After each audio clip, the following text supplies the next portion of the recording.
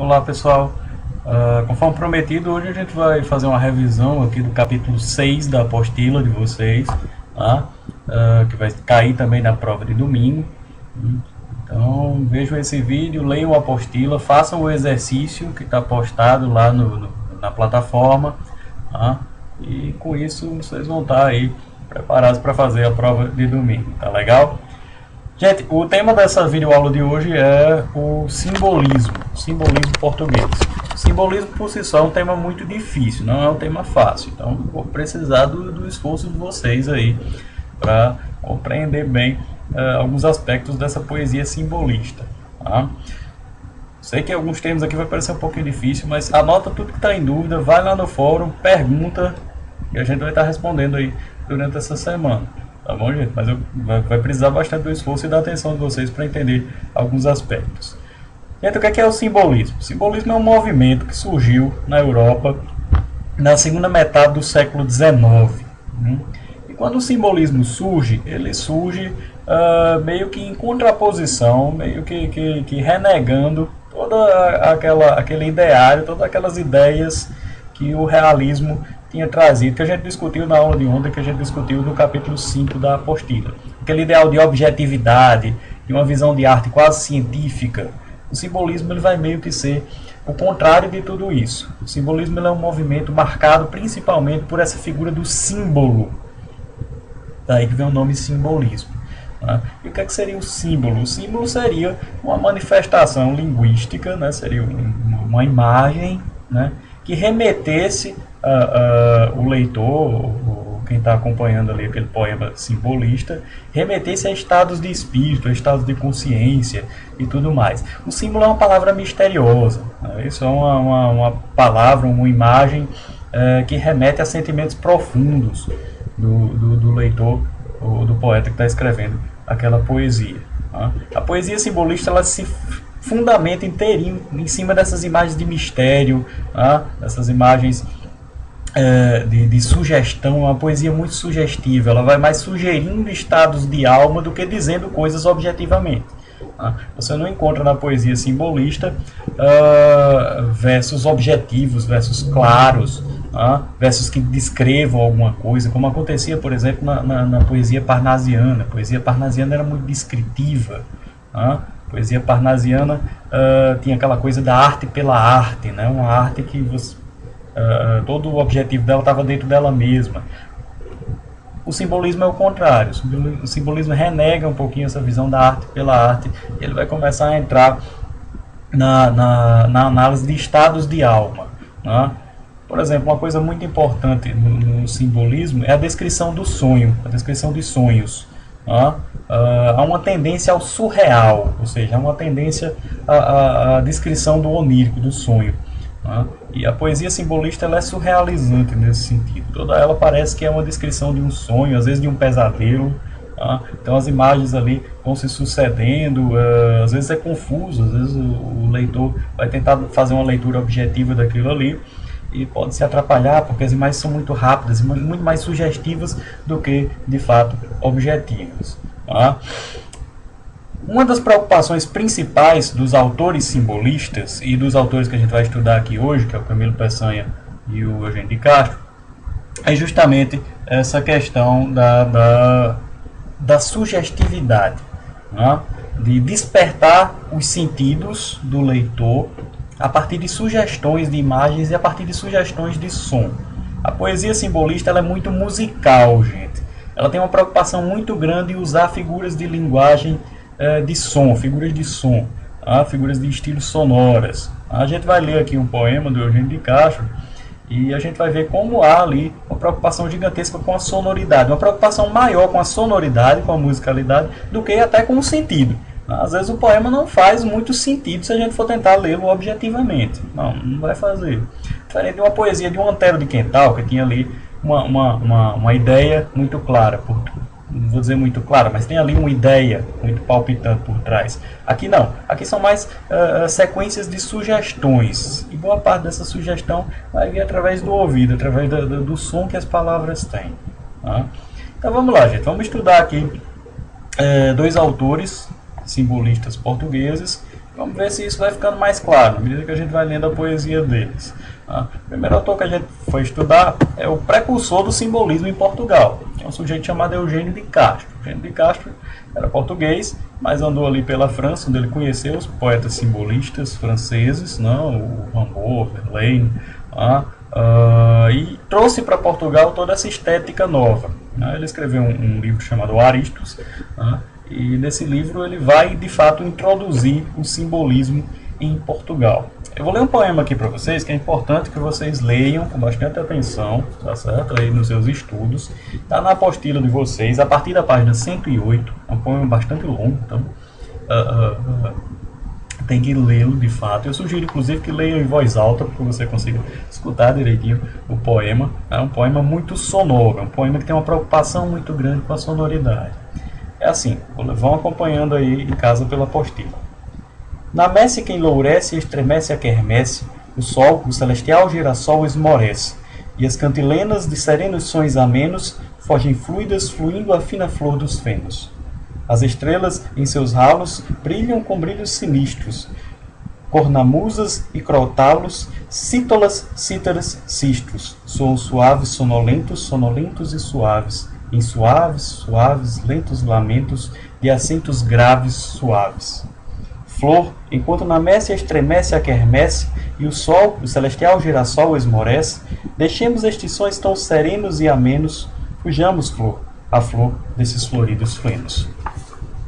Soam vesperais as vésperas, uns com brilhos de alabastros, outros louros como nésperas, no sol pardo ardem os astros. Como aqui se está bem, além freme a quermesse, não sentes um gemer dolente que esmorece? São os amantes delirantes que em amenos beijos se beijam, flor, a flor dos frescos frenos. As estrelas, em seus ralos, brilham com brilhos sinistros, cornamusas e crotalos, cítolas, cítaras, cistros.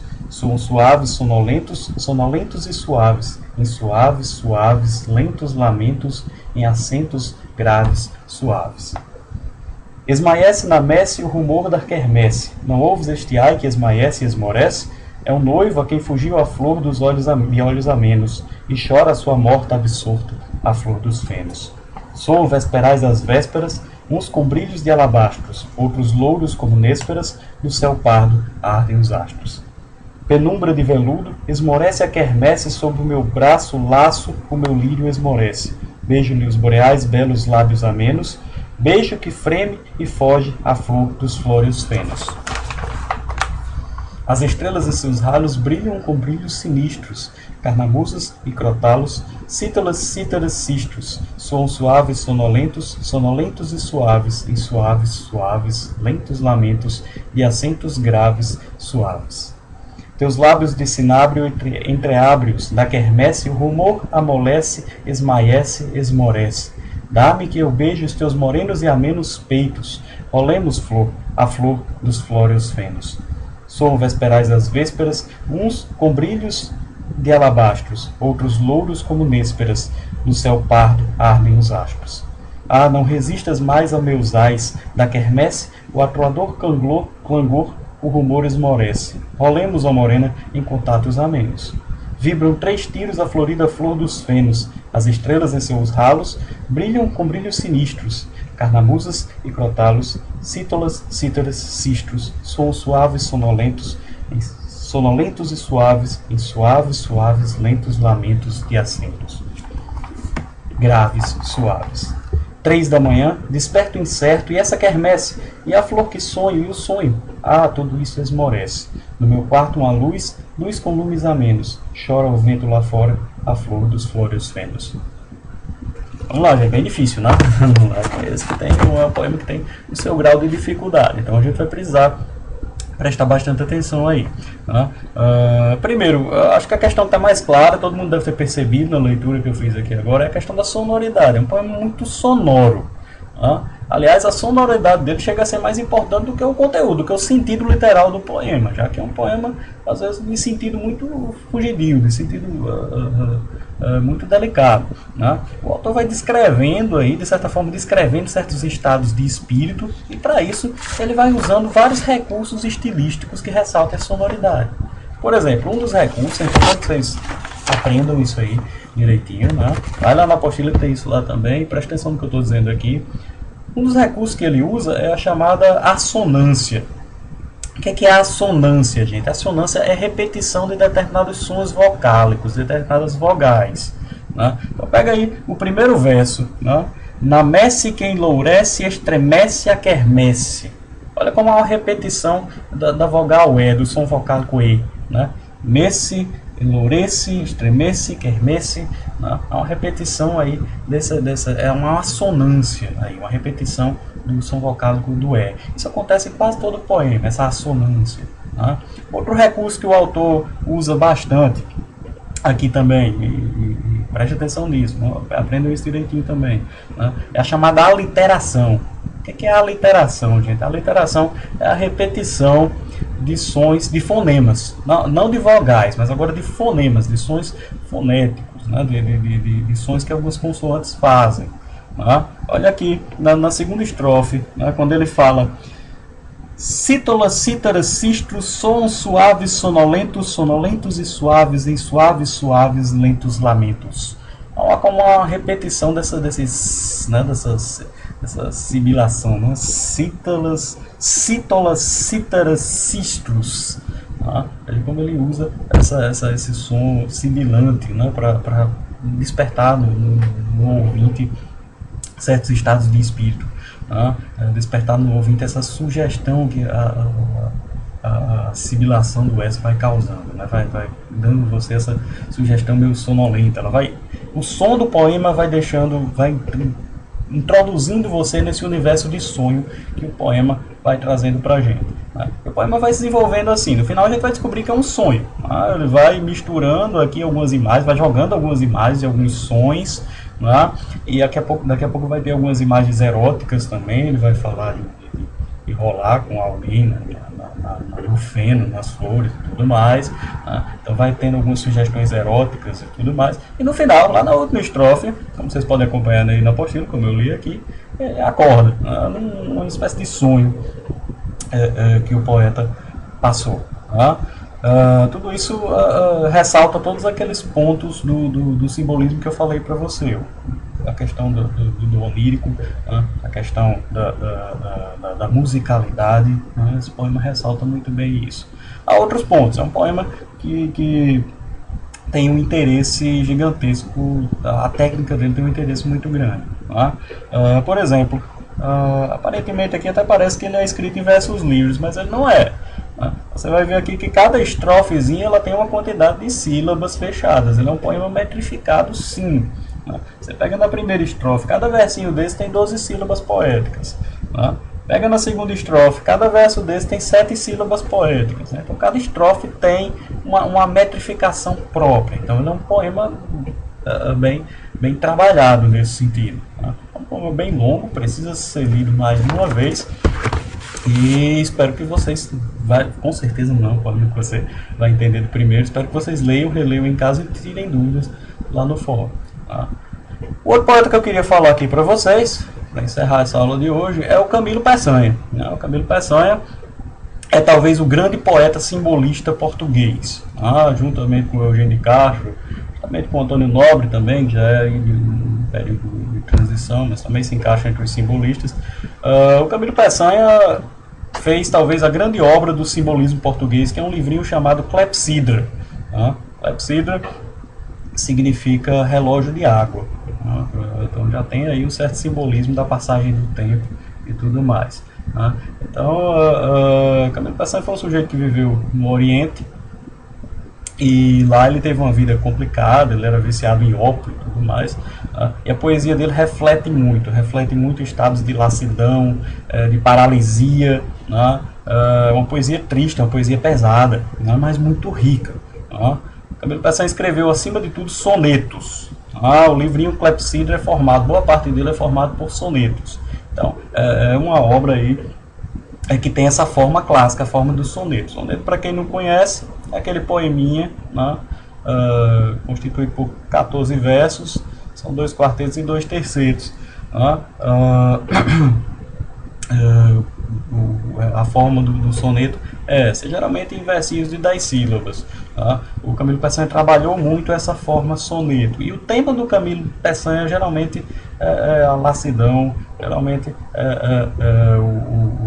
o peso da realidade, a impotência dele diante da realidade. Tá? Deixa eu mostrar aqui para vocês um poema que está na apostila de vocês, tá? Na página 115. O poema, eu vou ler só a primeira estrofe para a gente não precisar ler o poema inteiro. É assim: não sei se isto é amor, procuro o teu olhar, se alguma dor me fere, a busca de um abrigo, e apesar disto crês, nunca pensei num lar onde fosses feliz e eu feliz contigo. Olha só como é que o Camilo Peçanha apresenta já esse poema. Começa perguntando: não sei se isso que eu sinto por você é amor, mas eu procuro o teu olhar cada vez que alguma dor me fere, como se eu buscasse um abrigo, como se o seu olhar fosse um abrigo, como se essa figura, um amado ou não sei, representasse de fato uma consolação para ele. Mas estranhamente, ele vai dizer nos 2 versos finais: apesar disso, apesar de você ser uma consolação, do seu olhar ser uma consolação para mim, apesar disso, acredite, não é creis? Ele até pergunta, faz um ponto de interrogação aqui: creis? Nunca pensei num lar onde fosses feliz e eu feliz contigo. Apesar dela representar esse consolo para o poeta, ele nunca pensou um lar onde eles dois pudessem de fato se unir, onde eles dois pudessem ser felizes um com o outro. Então veja que é um poema que traz uma certa dose de consternação diante da dor, diante do sofrimento. A poesia de Camilo Peçanha é muito marcada por essa consternação, por essa conformação com seu estado permanente de dor e de sofrimento. Tá? O Camilo Peçanha foi muito influente para a geração dos modernistas portugueses, que viriam logo na sequência, logo no comecinho do século XX. Tá? Eles liam muito o Camilo Peçanha e se influenciavam muito pela temática dele, pela forma como ele trabalhava determinadas imagens. Então, para compreender bem um Fernando Pessoa, um Mário de Sá Carneiro, é interessante conhecer o Camilo Peçanha, porque ele foi muito influente naquela primeira geração dos modernistas portugueses. Tá? Então, gente, creio que nesse momento é isso. Tá? Só mais um aspecto aqui, ressaltado do Camilo Peçanha, é importante frisar que também na técnica, assim como o Eugênio de Castro, na parte estética e técnica da poesia dele, ele tem um cuidado muito grande com a musicalidade. Tá? Ele tem aqui um uso muito frequente de versos muito sonoros, de aliterações e tudo mais. Né? Há uma preocupação muito grande com o ritmo da poesia dele, ou seja, há uma alteração muito constante aí entre sílabas fortes e sílabas fracas, né, de modo que a poesia dele seja ritmada, seja estável. Né? Então o Camilo Peçanha tem essas marcas, sim, de uma poesia mais técnica, de uma poesia mais clássica. Na temática não, na temática ele já vai trazer várias inovações, mas na forma ele vai se manter aí ligado com essas correntes mais formais. Né? Ele vai escrever sonetos e uma poesia muito musical, muito sonora, né? muito técnica. Tá legal? Então é isso, gente. Assistam a aula, leiam a apostila, façam o exercício que está lá no tópico 6, minhas atividades, certo? É o terceiro exercício, é o exercício 3, que vai estar postado lá. Quando vocês estiverem vendo esse vídeo, já vai estar postado lá. Né? Então façam o exercício. Só observando uma coisa, embaixo de cada questão tem um botãozinho verificar. Sempre que você marcar, clica nesse botão verificar, que aí você vai ver o que foi que você acertou, o que foi que você errou. Tá legal? As alternativas lá do questionário que eu estou botando, tanto no que eu botei ontem, como que vou pôr hoje, né? As alternativas, cada questão você pode ter mais de uma alternativa certa. Né? Então é interessante você marcar e verificar se você acertou ou não. Algumas estão lá com comentário, a gente pôs um comentário e tudo mais, para você não perder nada, tá legal? E acima de tudo, tirem dúvidas, gente. Tudo que ficar em aberto, tudo que você não entendeu, vai lá no fórum, pergunta, manda e-mail, faz qualquer coisa, não fique com dúvida, tá certo? É um conteúdo difícil, é um conteúdo que vai exigir bastante de vocês, mas eu tenho certeza que lendo, estudando e tirando dúvidas, todo mundo vai se dar bem. Tá legal, gente? Muito obrigado e logo estaremos nos vendo mais uma vez, tá bom? Obrigado, gente, e até mais.